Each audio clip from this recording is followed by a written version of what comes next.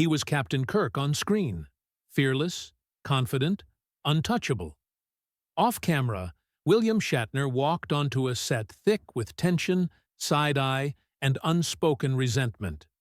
For decades, he dodged the rumors and ignored the jabs. Now, in his 90s, he's finally begun to admit what was really happening on the Star Trek set, and how one co-star, in particular, kept the feud alive for more than half a century. To understand the man at the center of it all, you have to start far from any starship. William Shatner was born March 22, 1931, in Montreal, in a conservative Jewish family whose roots traced back to Ukraine and Lithuania. His grandfather anglicized the family name, and young Bill grew up with two sisters in a modest, disciplined home. He found his first escape at the Montreal Children's Theatre, then tried to be practical and studied economics at McGill, graduating in 1952. Even then, the urge to perform never really left. During a summer as a camp counselor, he helped a young Holocaust survivor learn English, an encounter that quietly stuck with him for life. In the mid-1950s, he took his shot. Shatner joined the Stratford Shakespeare Festival, grinding through Julius Caesar, Measure for Measure, and The Merchant of Venice.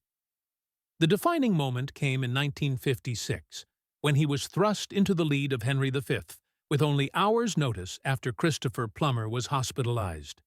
Terrified, he went on anyway, and nailed it. Plummer later admitted he knew then Shatner was going to be a star.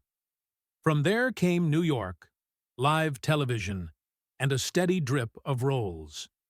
He played Ranger Bob on Howdy Doody, turned up in The Brothers Karamazov opposite Yul Brynner, and headlined an eerie episode of Alfred Hitchcock Presents. His face became familiar long before his name did. Then Star Trek happened.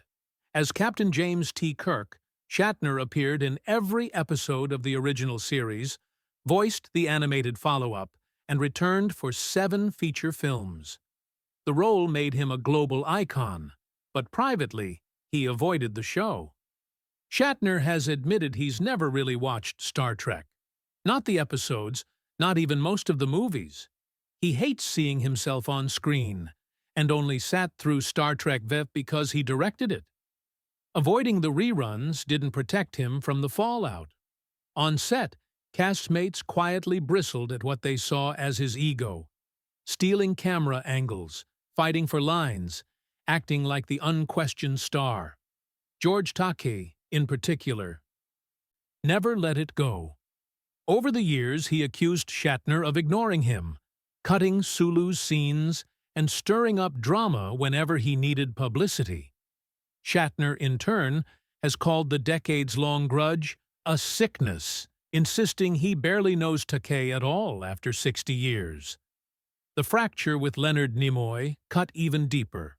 What began as a competitive, slightly jealous working relationship, Kirk versus Spock, star versus breakout favorite, evolved into a genuine friendship.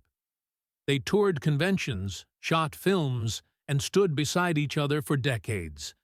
Then, near the end of Nimoy's life, Shatner's calls and letters suddenly went unanswered.